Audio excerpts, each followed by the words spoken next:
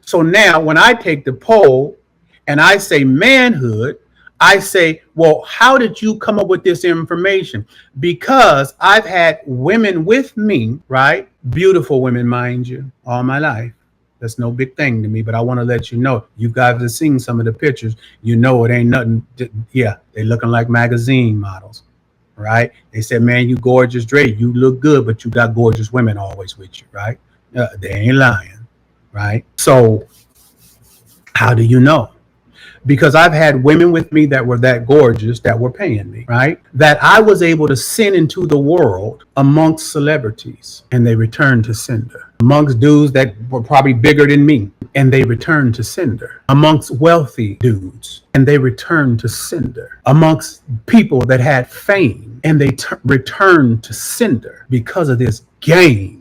Because of this information, because of what I stood for in my manhood, because I was a man that let them know I can't be moved by your sexuality, that it just doesn't do it for me, that you can't even come rub and touch on me if you haven't aligned yourself up to the expectations that I have of you as a woman. I'm not that. You can't reduce and seduce me by your little coochie. You can't reduce and seduce me by what you can do with your mouth. I'm not that. I'm this. See, that's what the polls say. Polls have spoken. Yeah. See, that's what the polls say. And I've been trying to teach it for decades. That's why I put a clip up today with me back in 2002 saying the same thing that I say today. But you squares keep thinking with your little head. And Dre keep trying to make you the giant that God called you to be. But everything with you is leading with your little head. I can't be involved with a girl and court her unless I could have sex with her. You think I'm shocked by that? There's a bunch of you like that out there. I'm not talking about you, but you did put it out there like that. So I'm going to give you some correction and let you know you can never be everything God wants you to be, because you'll always be susceptible to your little head. You would never be primed to be a man in leadership position because you're susceptible to your little head. All they need to do, spies or your enemies, is send a woman at him. They've been doing that since the beginning of the world. Send a woman at him. The man elevates his little head above all things in life. Send a